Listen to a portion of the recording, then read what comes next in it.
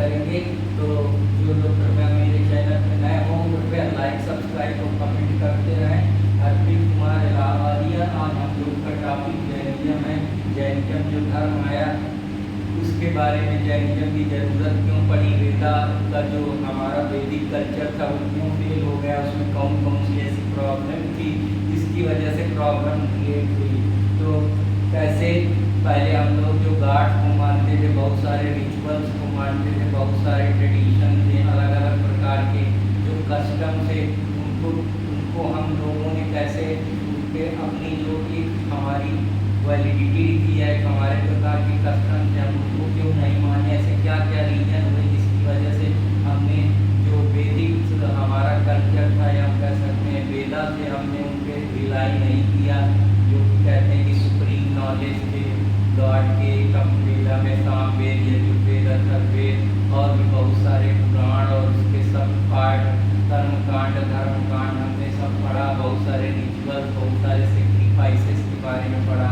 तो क्या ज़रूरत पड़ी कि जो जैनिज्म को आगे चल के धर्म काफ़ी फ्लरिश हुआ, इसके जो टीचर थे जिनको हम तीर्थंकर बोलते हैं, तो उसके बारे में मैं बात करूँगा। कैसे एक इंसान ने अपने अंदर इतना हम कह सकते हैं कि इतनी कैलिबर, इतना कैवल्य प्राप्त करा, इतना सुप्रीम नॉलेज प्राप्त करा कि लोगों का जो बिलीफ था वो धीरे धीरे जो वेदाओं से या वेदा की जो अथॉरिटी थे उन पे लोगों को इतना बिलीफ जब फेल नहीं बचा तो उन्होंने जैनिज्म की तरफ अपना रुख अपनाया। तो वो जैनिज्म के बारे में ही मैं बात करूँ, कैसे एक इंसान अगर अपने सही प्योरिटी ऑफ कंडक्ट और प्योरिटी ऑफ थॉट्स का यूज करते हुए, सही चीज़ों को सही वैल्यू देते हुए और अपने इनर कॉन्साइंस को झांकते हुए, कॉन्शियसनेस को झांकते हुए कैसे सुप्रीम ऊंचाई तक पहुंच सकता है, कैसे लोगों को अपने विवेक से, अपने नॉलेज से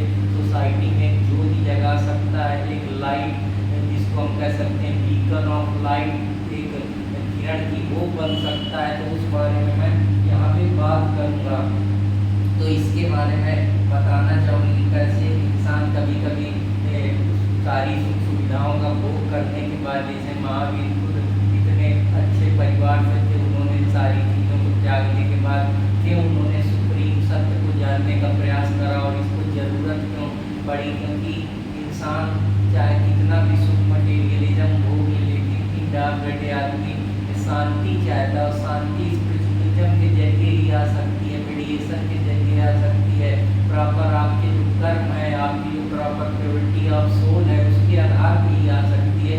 तो यहाँ पे हम बात करते हैं कि सुकून खो दिया हमने तेरे जुनून में, सुकून खो दिया हमने तेरे जुनून में, तेरे गम में 16 बजा हो गए हम, तेरे गम में 16 बजा हो गए हम, और न रहबर और न रफीके सफ़र है, ये किस रास्ते पर रमा हो गए। तो दोस्तों वही है कि सुकून हमने जिस सुप्रीम अथॉरिटी के लिए, सुप्रीम गॉड के लिए, सही कैवल्य के लिए, सही ज्ञान के लिए, कि तेरे गम में 16 बजा हो गए, मतलब हम इतना खो गए कि हमको दुनियादारी का कुछ ख्याल ही नहीं रहा, और न रहबर है और न रफीके सफ़र है, इस सफ़र में न हमारे साथ कोई नहीं है, पता नहीं हम कौन से रास्ते पर रवा हो गए। अब जहाँ दूर जाने के लिए कोई मटेरियलिज्म को छोड़ना नहीं चाहता, लेकिन इन सारी चीज़ों को छोड़कर जो हमारे महावीर स्वामी थे उन्होंने कैसे अपना रास्ता बनाया कि हमें बेखुदी में भी बड़ा मजा आया, हमें बेखुदी में भी बड़ा लुत्फ आया कि गुम होकर मंजिल से दिशा हो गए हम, कि मतलब अपने आप को खोकर भी हम मंजिल के जो हमारी मंजिल थी हम वहाँ पे जाके गुम हो गए। मंजिल खोकर ही मिलती है कि जब आप अपने मंजिल के प्रति ईमानदार होते हैं कि मुझको अपने आप को सत्य की तरफ जाना है, मुझे फिलॉसफी की राह पे चलना है, मुझे ट्रू नॉलेज की तरफ चलना है, मुझे संसार की जो ट्रू रियलिटी है उसके बारे में जानना है, क्या संसार में जो चीज़ें हैं वो कारण क्या है, क्या जो मटेरियलिज्म है कैसे उस स्पिरिचुअलिज्म मटेरियलिज्म के जरिए हम स्पिरिचुअलिज्म तक पहुँच सकते हैं। तो वही बात है कि गुम होकर मंजिल से दिशा हो गए हम, और मंजिल खोकर ही मिलती है। तो दोस्तों आशा करता हूँ कि आप लोगों को ये पसंद आया होगा। जैसे हम जैन धर्म के बारे में पढ़ रहे हैं, जो जैन धर्म के संस्थापक थे उनका नाम जो तीर्थंकर वो होते थे, जो बहुत ज़्यादा स्पिरिचुअल गुरु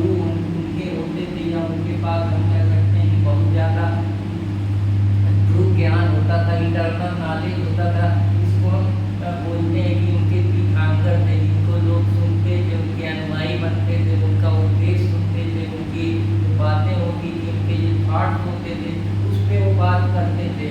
कि जो जैन धर्म के समय तीर्थंकर थे वो पशुनाथ थे, ऐसे एक से लेकर 23 तक तीर्थंकर हुए, तो जो कि अश्वसेन के पुत्र थे। तो ये सारी चीज़ें भी इम्पोर्टेंट है। हालांकि इनके द्वारा शिक्षा यही दी गई थी कि जो किसी की हिंसा नहीं करना है, मतलब अगर आप इंसान है तो इंसानियत दिखाइए, किसी को मारना नहीं है, कोई लीथल इम्पैक्ट नहीं क्रिएट करना है, किसी को परेशान नहीं करना है, किसी जीव जंतु की हिंसा नहीं करनी, किसी इंसान के साथ हिंसा नहीं करनी, किसी को मारना नहीं है। एक जो हम कह सकते हैं मानवता बना के रखना है, मानव मानव से प्रेम करने के लिए पैदा हुआ है, ना कि हिंसा करने के लिए पैदा हुआ है। सदा सत्य बोलो कि कुछ भी हो, लेकिन हम सत्य से नहीं टिकेंगे, क्योंकि सत्य को कभी वो एक खुला हुआ धागा है जिसको पिरोने की जरूरत नहीं है, वो सबको दिखता है। सत्य कभी छुपाया नहीं जा सकता है, और जो गलत होता है वो लाख बहाने करता है अपने आप को ढांकने की कि मेरा किसी तरीके से झूठ मेरा दब जाए। तो सत्य हमेशा सत्य की राह पर चलिए, जो सच्चाई है उसको कहिए, सत्य रहिए, ईमानदार रहिए अपनी आत्मा, इससे आपको अपनी जो आपकी इनर कंसाइंस है, इनर आत्मा है, उसको संतोष मिलेगा। चोरी न करिए, अगर आप पैदा हुए हैं तो उनके कुछ मोरल प्रिंसिपल है, एथिकल प्रिंसिपल है जिसकी वो बात करते हैं कि चोरी नहीं करना है, चोरी नहीं करना है, और ना ही ज़्यादा संपत्ति रखना है, क्योंकि ज़्यादा संपत्ति रखने से आदमी लालची हो जाता है, फिर उसके अंदर अहंकार आ जाता है। तो ये सारी चीज़ें हैं जिनको हमको ध्यान में रखना है। तो ये सारी चीज़ें तो इम्पोर्टेंट थी जो मैं आप लोगों को बता दिया हूँ। अब हम लोग जानते हैं कि जैनिज्म एक तरीके का क्या है। जैनिज्म एक तरीके का हम कह सकते हैं कि एक आइडियोलॉजी है किसी इंसान की। हालांकि बाद में कई सारे मत आए, कुछ लोग कहते हैं कि ये 6th सेंचुरी BC में आया। 6th सेंचुरी BC में आने का मतलब ये हुआ कि 6th सेंचुरी BC में जब ये आया तो इसमें कुछ लोगों ने इसको आइडियोलॉजी बताई, कुछ लोगों ने कहा कि ये एक तरीके का रिलीजन है। तो यहाँ पे अलग अलग आकर के अलग अलग मत हैं। और जैनिज्म जैसा कि जानते हैं कि जैनिज्म की जरूरत क्यों पड़ी, क्योंकि ये जो वैदिक कल्चर था जहाँ पे कई सारे ट्रेडिशन थे, उनके जो एशियन रिचुअल्स थे, सेक्रीफाइस थे और कॉम्प्लेक्स प्रोसीजर थे, उसकी जो एक सुप्रीमेसी थी कि वेदा हिंदू नॉलेज है, उसके अलावा और कोई नॉलेज सत्य नहीं है। तो जो वेदा है वो हिंदू नॉलेज के बारे में बात करता है। वो कहता है कि जो वेद है वो सुप्रीम रियलिटी के बारे में बताते हैं, वो गॉड के बारे में बताते हैं, वो ये बताते हैं कि वेद का मतलब होता है ट्रू नॉलेज, सत्य के जो सत्य का ज्ञान है उसी के रिलेटेड कि हमारी युक्ति क्या है, हमारा धर्म क्या है, जैसे उसमें कर्म कांड, ज्ञान कांड, ये सारी चीज़ों के बारे में, पुराणों के बारे में चीज़ें दी हुई हैं। तो हालांकि ये जो सेक्ट था ये धीरे धीरे जो इमर्जेंस हुआ, हेटेरोडॉक्स जो रिलीजियस सेक्ट था उनको किस तरीके से इसने ओवरकम करा, उसी के बारे में जैनिज्म में जो उनके अल्टरनेट डेवलपमेंट के जो अल्टरनेट बिलीफ लोग पहले से इसी तरीके के जो सुप्रीम एशियन ट्रेडिशन की जो अथॉरिटी होती थी, सुप्रीम अथॉरिटी गॉड की, वो वेदा को मानते थे। हालांकि धीरे धीरे परसेप्शन चेंज हुआ, लोगों ने फिर धीरे धीरे इंसान को या कह सकते हैं मेडिएशन के जरिए या अपनी सोल को पवित्र करके जो उनका बिलीफ था वो गॉड से हटके इंडिविजुअल उन्होंने ऐसा माना कि इंसान भी भगवान बन सकता है। ये सारी चीज़ें धीरे धीरे बदली, जो और जैनिज्म ने अपोज करा, जो उनके रिचुअल्स थे, जो सेक्रीफाइस कराते थे, जो पंडितों को वहाँ पे ज़्यादा जो हम कह सकते हैं कि अपर कास्ट होती थी, जो पुरोहित होते थे, उनके जो ऑर्थोडॉक्स आइडियाज थे, ट्रेडिशन थे, उसको भी इसने खत्म किया। कुछ रिलीजियस मूवमेंट चलाए गए अलग अलग जगह पे, जो वेदा को कहीं ना कहीं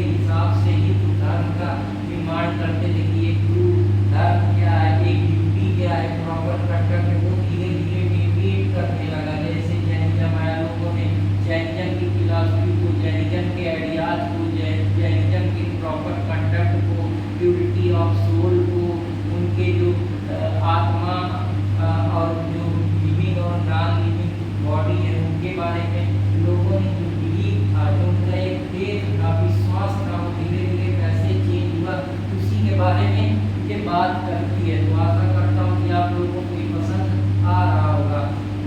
अब इसके पीछे कौन कौन से रीजन थे कि नए रीजन को पनपने का मौका मिला। तो सबसे पहली बात है तो इसमें एक्सपेंसिव रिचुअल्स थे, जिनकी जो शेयर मनी होती थी कि राजा सेक्रीफाइस कर रहा है, बहुत सारा दान दे रहा है, बहुत सारे दान देने के साथ साथ बहुत लोगों की आहुति दी जा रहा है, हर तरीके से सेक्रीफाइस किया जा रहा है, जिससे ऐसा माना जाता है जिससे भगवान को धन दान से भर देने के लिए जो एक्सपेंसिव रिचुअल्स होते थे इनका खात्मा हुआ।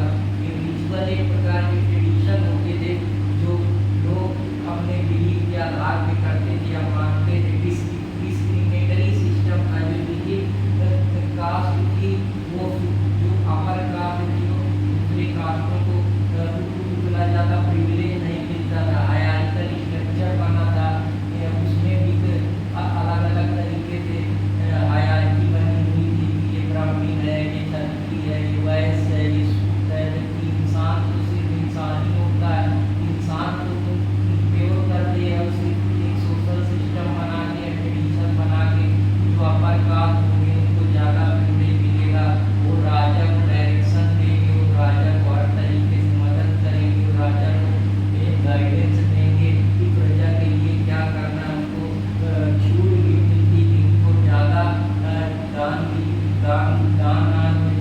थी, उनको हर जगह रिलीजियस में परफॉर्म करने का सेरेमनी मौका दिया जाता था। जबकि जो छोटी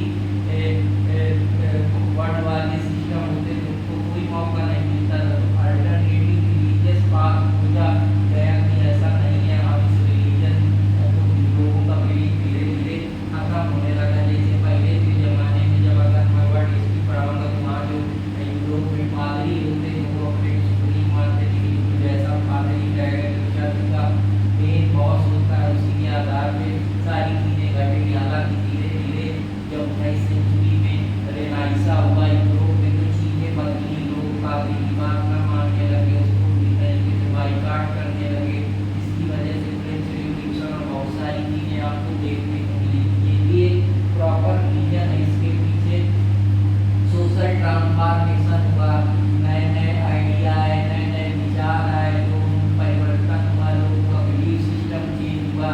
जैसे आज के ज़माने में फंडामेंटलिज्म चलता है, वो किसी पे बिलीव नहीं करते हैं, वो ऐसा मानते ही नहीं है कि भगवान है भी, वो कहते हैं सारा रीजन से चलता है। जैसे कांट कहते हैं कि अगर प्रॉपर तर्क है रीजन है तो रीजन ही सबसे बड़ी चीज़ है। तो ये सोशल ट्रांसफॉर्मेशन मतलब जो ट्रेडिशनल चीज़ें थी वो धीरे धीरे कैसे सोसाइटी के इन्फ्लुएंस से लोगों के इन्फ्लुएंस से बदली, ये सारी चीज़ें जिसकी वजह से ये प्रॉब्लम जो चली आ रही थी कि हम वेदा को ही सुप्रीम मानेंगे, वो धीरे धीरे लोगों का जो बिलीफ था, लोगों की जो साइकोलॉजी थी उसमें परिवर्तन हुआ, लोगों की थिंकिंग में परिवर्तन होगा, लोगों के थॉट आइडिया में परिवर्तन हुआ और उसी का परिणाम ही लोग जैनिज्म की तरफ हुए। जो एक इन्फ्लुएंस था ब्राह्मणीज को कि उनको हर चीज़ में प्रिविलेज मिलता था, चाहे जमीन में हो, चाहे रिलीजियस सेरेमनी में हो, चाहे राजाओं को कोई आइडिया देना हो या कोई सलाह देना हो तो ये ब्राह्मणी जो अपर कास्ट मानी जाती थी। इनक्वालिटी यही थी कि जो अपर कास्ट थे उनको प्रिविलेज मिलती थी, हर जगह छूट दी जाती थी राजा के द्वारा, जबकि छोटे लोगों को बैठने नहीं दिया जाता था, मंदिरों में पूजा करने दी जाती थी। तो जो ये इनक्वालिटी थी, जो सब्जुगेशन था शूद्राज के खिलाफ, ये भी एक बड़ा कारण बना कि शूद्र सारी चीज़ों को मानने से मना कर दिए। तो आशा करता हूँ कि आप लोगों को ये समझ में आया होगा, और अगर समझ में आया तो कृपया लाइक करते रहें, सब्सक्राइब करते रहें और कमेंट करते रहें। तो अब आशा करता हूँ कि आप लोगों को ये चीज़ें भी समझ में आ रही होंगी। अब जो डोमिनेंस था ब्राह्मणाज का, हर जगह ब्राह्मण अपना वर्चस्व दिखाते थे। जैसे आजकल भी ब्राह्मणाज का वर्चस्व, ये जो ब्राह्मणाज है जो अपने को अपर कास्ट मानते हैं, शुरू से ही अपना वर्चस्व बना के रखते हुए। तो ये जो डोमिनेंस सोसाइटी है जो कि अपने को सुप्रीम मानती है, एक वर्चस्व है, इनके आधार पर ही सारे डिसीजन लिए जाएंगे, जैसा ये कहेंगे वैसा ही राजा करेगा। ये एक तरीके के प्रीस्ट होते थे, ये अथॉरिटेटिव फिगर होते थे जो ये राजा को बताते थे, राजा अधिकतर इन्हीं के सलाह पे चलता था। तो इनकी एक तरफ से वर्चस्व मोनोपाली थी, जिनकी रिलीजियस जितने भी राइट थे उन्हें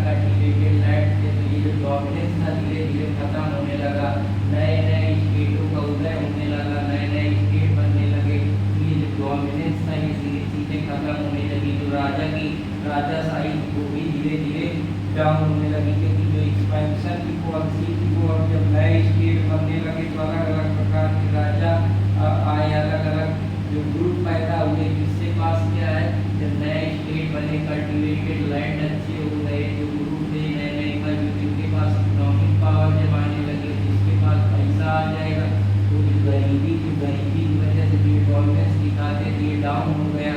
इस इकोनॉमिक पावर की वजह से खुद अपने में सक्षम हो गए, तो जब आदमी खुद अपने में सक्षम हो जाए तो वो खुद अपना इतिहास बनाएगा, और किसी का इतिहास थोड़े पढ़ने आया। They want to become their own history. That's why the economic power becomes very important in nowadays. If people doesn't acquire much economic power, then he will always in trouble.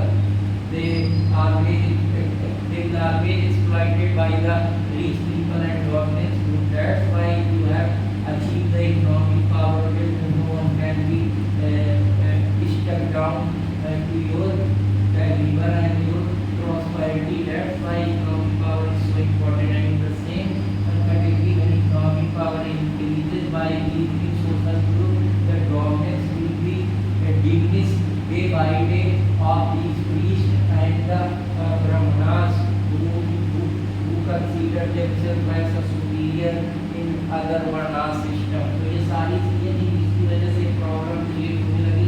तो आशा करता हूँ कि आप लोगों को ये समझ में आया होगा।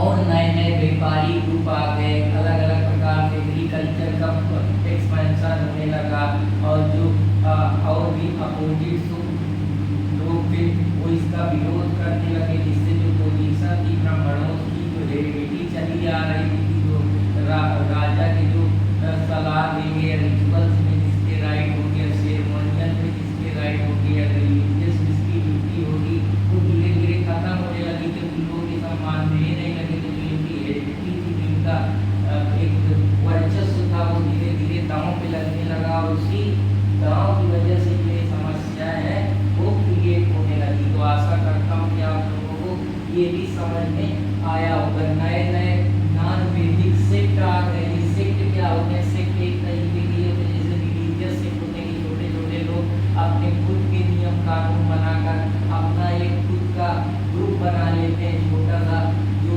पूरी तरीके से जो चीज़ें चली आ रही हैं उनका या तो खंडन करते हैं या तो उनको सपोर्ट करते हैं, लेकिन लोअर लेवल में बहुत ज़्यादा बड़े नहीं होते हैं। जैसे छोटे छोटे मंदिर होते हैं जो उसके अंदर लोग जुड़े होते हैं, उनके खुद की जो एक पूरी व्यवस्था होती है, मैनेजमेंट होता है, रूल्स नियम होते हैं, वही होते हैं सारे सेक्ट, इन्हीं से कल्ट बनता है। तो जो राइज एंड नॉन वेदिकल सेक्ट होते थे, तो वो जो और पहले वैदिक लोग थे, अब वेदावान पर आत्मा होने लगे, कि नॉन वैदिक सेक्ट भी पनपने लगे। जब भी पनपने लगेंगे तो जो वेदावान होंगे ये उनका अपोज करेंगे, जो पुरानी स्टेटस की पॉलिसी थी उससे ये लड़ेंगे। तो इस लड़ने की वजह से इनमें कॉन्फ्लिक्ट होगा, उस कॉन्फ्लिक्ट की वजह से ये जो पुरानी चीज़ें उनका त्याग करेंगे और कुछ नया ढूंढेंगे। तो उसी ये नए नए मूवमेंट अलग अलग जो हमारे कंट्री में, जैसे वैष्णव जो समाज था, जो ये लोग पूजा करते थे,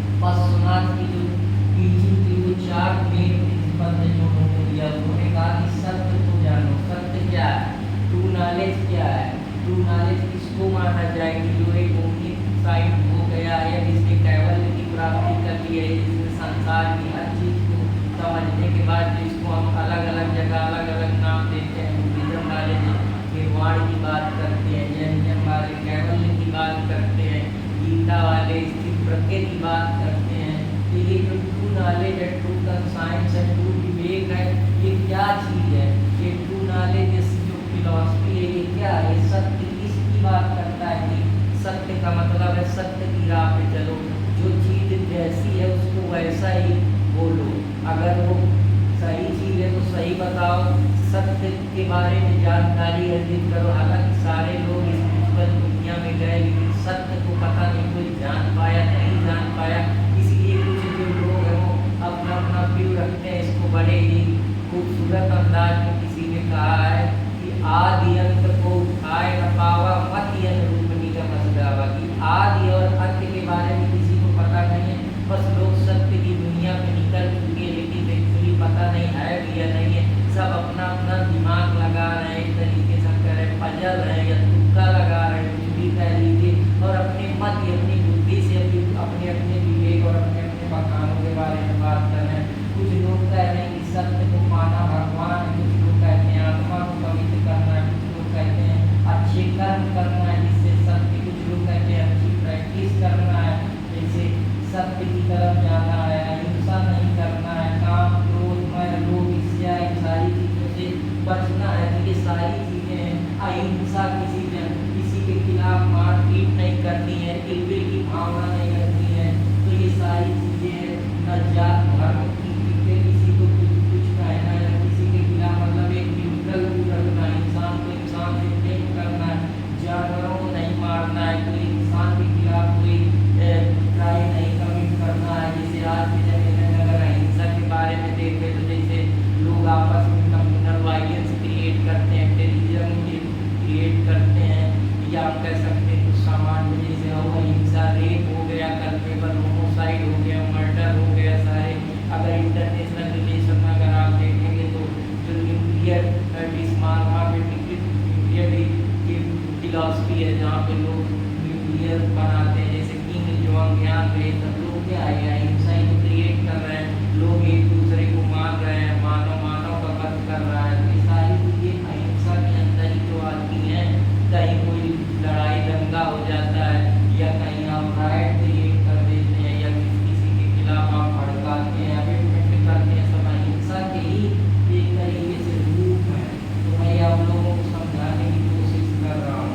अपिग्रह अपारिग्रह जो कि पूरी तरीके से इनलाइटेडमेंट होना, इनलाइटेडमेंट का मतलब होना सत्य के बारे में जानना, सत्य को पहचानना, सत्य के पीछे भागना, पूरी तरीके से कैवल्य की प्राप्ति हो जाना कि वो मतलब दुनिया की हर चीज़ जान चुका है, वो इतना उसके अंदर हम कह सकते हैं कि ज्ञान आ चुका है, वो सत्यता को पहचान पा रहा है, वो सत्य के राह पे चला है, वो अब लोगों को सही चीज़ें बताएगा, सही प्रिंसिपल से अवगत कराएगा, प्रॉपर कंडक्ट के बारे में बात करेगा, प्योरिटी ऑफ सोल की बात करेगा। वो ये बात करे मतलब पूरी तरीके से वो अपने आप को इनलाइटेड कर चुका है। उसका जो दिमाग है, जिसका बोध, जिसको हम कहते हैं कि बोधिसत्व को प्राप्त हो गया है। बुद्धिज्म का जब कॉन्सेप्ट पढ़ाऊँ तो बोधिसत्व उसके बारे में बताऊँगा जिसको इनलाइटेडमेंट को बोधिसत्व मानते हैं। यहाँ पे उन्होंने 84 देखा जो क्लीनेस का कठिन तपस्या के बाद उनको ये सारी चीज़ें महावीर को प्राप्त हुई। तो अब हम लोग वर्तमान महावीरा के बारे में बात करते हैं। उन्होंने कहा था कि श्री वैसी मतलब कि इंसान को खाली संबंध नहीं बनाने चाहिए क्योंकि उससे क्या होता है वो अपने पद से भटक जाता है। क्योंकि सिलिबेसी में क्या होता है वो अपने बारे में नहीं सोचता है, दूसरे के बारे में सोचता है, तो कभी कभी इस तरीके के सीन कर देता है क्योंकि दूसरे पे वो इमोशनली किसी के साथ अटैच हो जाता है, तो कंपेंसन हो जाती है। तो इसकी वजह से अपने सेल्फ माइंड पे काबू नहीं कर पाता। तो ये भी एक कारण है। 11 साल की कठिन तपस्या के बाद उनको कैवल्य की प्राप्त हुई, जिसको हाईएस्ट स्पिरिचुअल नॉलेज कहा जाता है। अध्यात्म की दुनिया में ऐसा नॉलेज जिसको हर एक बड़ा जो फिलोसफर है या बड़ा इनलाइटेडमेंट पर्सन है या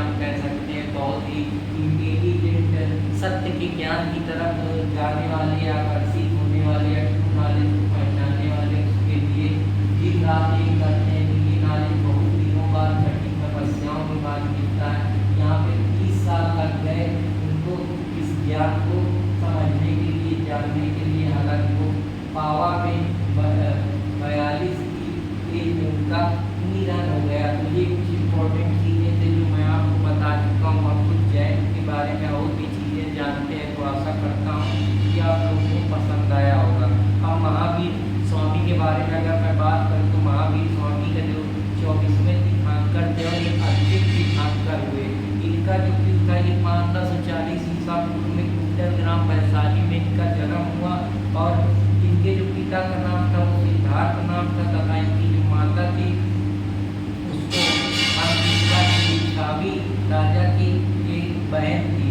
तो इनकी माता का नाम किसला था और महावीर की पत्नी का नाम यशोधरा था। तो ये कुछ इम्पोर्टेंट चीज़ें। और बचपन में जो महावीर स्वामी उनको वर्तमान के नाम से जाना जाता था। और 12 वर्षों की कठिन तपस्या के बाद जम्बिक ट्री के नीचे की पालिका नदी के तट पर कठिन तपस्या के बाद उनको संपूर्ण ज्ञान की प्राप्ति हुई, जिसको उन्होंने कैवल्य का नाम दिया। महावीर के समय में जो महावीर जी होते थे उनको विजेता कहा जाता था। महावीर ने अपना पहला जो उपदेश दिया था वो अर्धमगही एक प्रकार की लैंग्वेज होती है, तो उसमें दिया था। महावीर के जो अनुयायी थे उनके वो दामाद जमील थे। तो ये कुछ फैक्चुअल इंफॉर्मेशन है जो मैं आप लोगों को बताने का प्रयास कर रहा हूँ। लेकिन 300 ईसा पूर्व के बाद 12 वर्षों के बाद एक भीषण अकाल पड़ा। उसके कारण जो भद्रबाहु अपने जो उसके शिष्य थे वो कर्नाटक चले गए और वहाँ कुछ कारणों की वजह से जब वो लौटे तो उनमें गहरा मतभेद हुआ किसी चीज़ को लेकर। और यहीं से माना जाता है कि जो जैन समुदाय था वो 2 भागों में बढ़ गया। एक श्वेतांबर होता है, एक दिगंबर होता है। जो श्वेतांबर होता है वो स्थूल भद्र के जो शिष्य होते हैं वो श्वेत वस्त्र को धारण करते हैं, जैन में उनको श्वेतांबर बोलते हैं। जो भद्रबाहु के शिष्य थे वो दिगंबर होते हैं, वो नग्न रहते हैं, वो कोई कपड़ा वपड़ा नहीं डालते हैं। तो दिगंबर और श्वेतांबर में यही है कि इसमें 5 निग्रहों का पालन करा जाता है। जो दिगंबर होता है इसमें सत्य की बात, अहिंसा की बात, अस्तेय की बात, अपग्रह एवं ब्रह्मचर्य की बात होती है। लेकिन जो 4 निग्रह का पालन करते हैं इसमें सत्य, अहिंसा, अस्तेय और अपग्रह, ये श्वेतांबर वाले होते हैं। दिगंबर में 6 पदार्थों के बारे में अस्तित्व है किसी भी चीज़ का।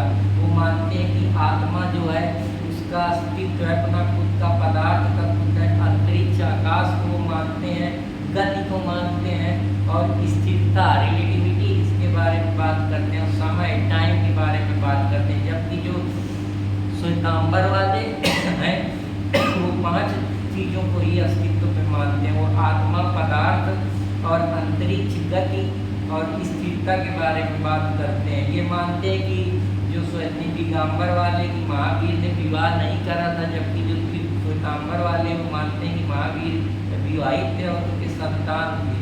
तो इनका कहना है कि ये जो कैवल्य की प्राप्ति के बाद उपवास किया जा सकता है, ऐसा दिगंबरों का मानना है। लेकिन कैवल्य की प्राप्ति के बाद अन्न भी ग्रहण किया जा सकता है, ऐसा मानना श्वेतांबर का है। ये कुछ चीज़ें हैं। ये सफ़ेद वस्त्र नहीं पहनते क्योंकि इनमें मोक्ष में बाधक बनते हैं। इस वजह से जो दिगंबर होते हैं वो सफ़ेद वस्त्र इस वजह से नहीं पहनते हैं क्योंकि जो मोक्ष मिलता है, सुप्रीम कैवल्य मिलता है, जब आदमी ट्रू नॉलेज को इनलाइटेंड कर देता है, इसके बाद साल्वेशन, उसकी आत्मा जब मरती है, शरीर को छोड़ती है, तो उस समय जो निर्वाण जिसकी प्राप्ति होती है वो ऐसा मानते हैं कि अगर वो सफ़ेद वस्त्र पहन लेंगे तो उनको मोक्ष नहीं मिलेगा। जबकि सफ़ेद वस्त्र पहनने से इसमें कोई बाधा नहीं मानते, ऐसा ये जो श्वेतांबर है वो मानते हैं। जैन धर्म के 3 त्रिरत्न है जो बड़े इम्पोर्टेंट हैं कि सम्मत दर्शन, मतलब सही से जो सही फिलॉसफी है, सत्य के बारे में जानिए, सही विश्वास करिए। सम्मत ज्ञान, सही ज्ञान लीजिए। ट्रू नॉलेज क्या है, भगवान के बारे में ट्रू नॉलेज है, या इंसान की प्योरिटी ऑफ थॉट या सोल के बारे में। तो ट्रू नॉलेज क्या है कि ट्रू नॉलेज अपने को इनलाइटेनमेंट किस चीज़ के बारे में, इसके सम्मत आचरण की अपना कंडक्ट अच्छा रखिए, चोरी न करिए, किसी को सताइए नहीं, अहिंसा नहीं करिए, सबसे प्रेम करिए और सिलवेसी का पालन करिए, ये कुछ चीज़ें हैं जो सत्य बोलिए, हमेशा ब्रह्मचर्य का पालन करिए, ये सारी चीज़ें हैं जो जैन धर्म के कुछ उनके प्रिंसिपल हैं या त्रिरत्न है। जैन धर्म में ईश्वर को मान्यता नहीं दी गई है। जैन धर्म में ये माना जाता है कि आत्मा जो की है वो हर जीव में नहीं केवल पाई जाती, वो मनुष्य में भी पाई जाती है, जीवों में भी पाई जाती है, पशु पक्षियों में भी पाई जाती है, जल में भी पाई जाती है। तो जैन धर्म जो सोल को है बड़ा ग्लोरीफाई करते हैं, ऐसा बताते हैं कि सोल इंसान की कभी नहीं मरती है, वो अजर अमर है, they are eternal, they are undefined. बस वो क्या है, शरीर बदल लेती है। जैन के अनुसार सृष्टि का निर्माण जो होता है वो जीव और अजीव दो नामक तत्वों से होता है। यहाँ पे जीव भी रहता है, अजीव भी रहता है। जीव जो होता है उसके अंदर कॉन्शियसनेस होता है, चेतना होती है समझने में, लेकिन अजीव अचेतन होता है, वो सोच समझ नहीं सकता है। और जड़तल जिनके बारे में भी उनके कुछ अपने भी हैं, इसके बारे में वो बात करते हैं। महावीर जो है वो पुनर्जन्म की फिलॉसफी पे बड़ा विश्वास करते हैं, कर्मवाद में विश्वास करते हैं कि जैसा कर्म करोगे वैसा ही फल मिलेगा, अगर अच्छा कर्म करोगे तो अच्छा फल मिलेगा। तो ये सारी चीज़ें और जो जैन धर्म के आध्यात्मिक पूरे विचार हैं वो कहीं न कहीं सांख्य दर्शन से बड़े ही प्रभावित हैं। तो जो उनका जैन धर्म का एक सप्तभंगी का नाम का कॉन्सेप्ट है, जिसको अनेक बार बताते हैं कि परसेप्शन और इन्फ्लुएंस को विड्रॉ करने के कई तरीके हैं। जिसमें वो ये बताते हैं कि 4 आदमी हैं जो अंधे हैं, एक को हाथी का सूंड पकड़ाया जाता है, एक को हाथी का पैर पकड़ाया जाता है, एक को उसके पूँछ पकड़ाई जाती है। तीनों से पूछा जाता है तो एक कहता है कि इसे रस्सी के समान लग रहा है, एक कहता है कि सांप के समान लग रहा है, एक कहता है कि ये खंबा है। तो यहाँ पे एक ही जो नॉलेज है या एक ही जो इन्फ्लुएंस है उसके कई मतलब निकाले जा सकते हैं। इसीलिए कहते हैं कि कोई भी चीज़ बोलने से पहले उसको गलत ना समझे, आदमी किस वे में कह रहा है, उसके पीछे लॉजिक क्या है, सोचने का नज़रिया क्या, इंटरप्रिटेशन क्या, उसको समझिए कि हर चीज़ के आप एक्सप्लेनेशन के तरीके अलग अलग हो सकते हैं एक ही बात को बताने के लिए। तो वही है सप्तभंगी कॉन्सेप्ट भी इसको बोलते हैं, इसको अनेकवाद भी बोलते हैं, बहुत लोग इसको शैववाद के नाम से भी जानते हैं। तो आशा करता हूँ जैन धर्म को आगे चलकर बहुत राजाओं ने इसको माना, इसकी फिलॉसफी को समझा, उसमें उदयन हो गए, चंद्रगुप्त मौर्य हो गए, कलिंग के राजा नरेश खारवेल हो गए, राजपूत हो गए, चंदेल शासक हो गए, जिन्होंने इसके बहुत सारे स्क्रिप्चर अगर आप देखें तो खजुराहो में भी बने हुए हैं, तमिलनाडु में भी बहुत सारे जैन धर्म से रिलेटेड उनके प्रशंसक है। गुप्तेश्वर की जो मूर्ति है 10वीं शताब्दी में मैसूर के गंगवंश के जो राजा कर्नाटक से भोला के जो बाहुबली की मूर्ति गुप्तेश्वर का निर्माण कराया। तो ये सारी तपस्या है जहाँ पे महावीर की तपस्या को दिखाया गया कि वो कितना ध्यानमग्न है, इनको कुछ पता ही नहीं कि सांप के पैरों पे लोटे हुए, चींटियों के घरौंदे में घर बना लिए हैं। और ये जो चट्टान है काट के बनाई गई 1800 मीटर ऊंची ये चट्टान है। खजुराहो के जो जैन मंदिर के टेम्पल है चंदेल शासकों के द्वारा बनाए गए, उसमें भी काफ़ी कुछ ग्लोरीफाई किया गया है जैनिज्म धर्म के बारे में। और मौर्यतन युग से जो मथुरा है वो जैन का तीर्थ स्थान बना रहा है या वहाँ प्रसिद्ध केंद्र बने रहा है, इसीलिए जो मथुरा कला है वो जैन धर्म से काफ़ी संबंध रखती है। जैन तीर्थंकर के जो जीवनी है वो बदलाव के जीवन कैसे जीते थे, क्या उनके रूल्स नियम होते थे, कौन से प्रिंसिपल होते थे, उनकी रचित किताब कल्प सूत्र में देखने को मिल जाती है। और कई सारे अपने जीवन में इधर उधर घूमने के बाद, अपने अनुयायी बनाने के बाद, अपनी डॉक्ट्राइन्स और फिलॉसफी देने के बाद, लोगों को सही दिशा में लाने के बाद अर्थात स्थान तक ये जो फिलॉसफी है कहती है कि कोई भी चीज़ प्रॉपर परमानेंट नहीं है, दे आर टेम्पररी। तो इंसान भी टेम्पररी है। तो 72 वर्ष की आयु महावीर की मृत्यु हो जाती है 468 ईसा पूर्व में पावापुरी के नज़दीक उनको जो होती है मृत्यु हो जाती है। और यहीं से जो होता है वो जैनिज्म के धर्म का खात्मा हो जाता है। तो ये मैं आपको एक बेसिक ओवरव्यू दिया हूँ। अभी हम इसमें बहुत सारी चीज़ें पढ़ेंगे कि जैनिज्म की फिलॉसफी कौन सी थी, प्रॉपर डिटेल में फूड क्या थे, स्क्रिप्चर क्या थे, टेम्पल क्या थे, कौन कौन सी प्रैक्टिस करते थे, क्या क्या कारण रहे जिनकी वजह से जैनिज्म का खात्मा हुआ और धर्म बौद्ध धर्म की नई जो थिंकिंग आइडियोलॉजी आई, जो ये कंटेम्प्रेरी थे, दोनों का अपना अपना अलग अलग महत्व है। तो इसके बारे में भी मैं बात करूँगा और आशा करता हूँ कि आप लोगों को पसंद आया हो। अगर पसंद आए तो कृपया लाइक करते रहें, कमेंट करते रहें और डरने की कोई बात नहीं है। और जैसा कि अष्टवक्र कहते हैं, बड़े फिलासफर हैं कि अष्टवक्र कहते हैं कि बंधन नहीं, केवल बंधन ही भ्रांति है। बंधन कुछ है नहीं, बस बंधन में आप बंध जाते हैं, उसी की भ्रांति है। तो अगर ये बड़े बड़े लोग किसी के बंधन में बंध गए होते, किसी के उसमें आ गए होते इन्फ्लुएंस में, तो शायद ये इतने बड़े फिलासफर, इतने बड़े सुधारक न बन पाते कि लाखों लोगों को सही दिशा में, सही ट्रू ज्ञान की तरफ, कि असलियत में ज़िंदगी क्या है, कैसे अपनी आत्मा को पवित्र करना है, शायद ये न कर पाते। तो ये सारी चीज़ें हैं, इनको भी बहुत सोच समझ कर करना पड़ता है। और कोई भी इंसान अपने उन सब चीज़ों से, जो इतने सारे माइंड के थॉट्स होते हैं, वो अचानक से हम इन सारी चीज़ों से बच नहीं पाते। तो इसके लिए बहुत ज़्यादा मेडिटेशन और बहुत ज़्यादा अपने माइंड को कंट्रोल करने की ज़रूरत होती है, जो ये महापुरुष करके चले गए। तो इनसे हमें बहुत कुछ सीखने की ज़रूरत है, क्योंकि अगर हम किसी भी इंसान से, जो चाहे इंसान मान लीजिए, भगवान मान लीजिए, उनके ऐसे कर्म है कि शायद 10 जन्म में भी अच्छे लोग नहीं कर पाएंगे। तो वही बात है कि लोग सारी चीज़ों में गुरूर में खोए रहते हैं। तो उससे बड़े ही सुंदर शब्दों में किसी ने पिरोया है कि रूप की मस्ती प्यार का नशा, रूप की मस्ती प्यार का नशा, और नाम की अजमत प्यार का गुरूर। कि किसी को रूप की मस्ती है, तो किसी को प्यार का नशा है, तो किसी को नाम बनाने के पीछे पागल है, किसी को जड़ का गुरूर है, जमीन का गुरूर है। धरती पर इंसान ने फैला लिए कई माया जाल। कई इंसान जब धरती पे आता है तो यहाँ पे चकाचौंध भरी देख कर वो जो करने आता है, एक्चुअली में जब वो माँ की कोख में होता है तो ये कहता है कि मैं जाऊँगा तो धरती में बहुत अच्छे काम करूँगा, लेकिन वो यहाँ आके यहाँ की चकाचौंध में खो जाता है। कि धरती पर इंसान ने फैला लिए कि माया जाल कही, और खुशियों से पामाल कही तो गम से माला माल कही। कई लोग खुशियों से बड़े पागल है, तो कई गम में भी अपने आप में खुशियाँ। जैसे सन्यासी देख लो, तो कोई मतलब नहीं है, कुछ लोग गम में भी हंस रहे हैं, मुस्कुरा रहे हैं। और कितने मंजर देखे हैं मदहोशी की गहराई में। जब इंसान मदहोश हो जाता है, अपने आप में खो जाता है, तो उसको दुनिया के थॉट, दुनिया की चीज़ें आती हैं, तो कैसे वो इतने ट्रू नॉलेज को पा पाएगा, कैसे इस दुनिया से निकल पाएगा, कैसे जो ये मटेरियलिज्म वर्ड है, या सुख का जीवन है, या सुख को भोगना है, किसी भी प्रकार का हो,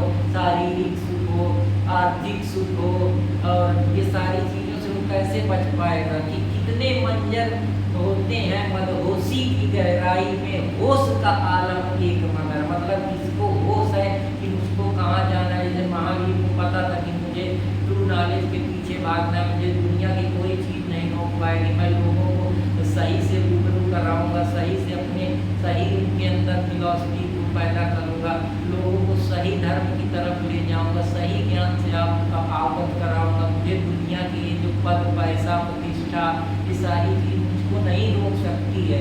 तो होश का आलम एक मगर मदहोशी के पाताल गई। मदहोश होने के लिए तो कई सारे दुनिया में है, कोई किसी चीज़ से पागल है, कोई किसी चीज़ धन, कोई दौलत, कोई हुस्न, कोई प्यार, कोई रुतबा, कोई गुरूर, हर चीज़ पे आदमी पागल है।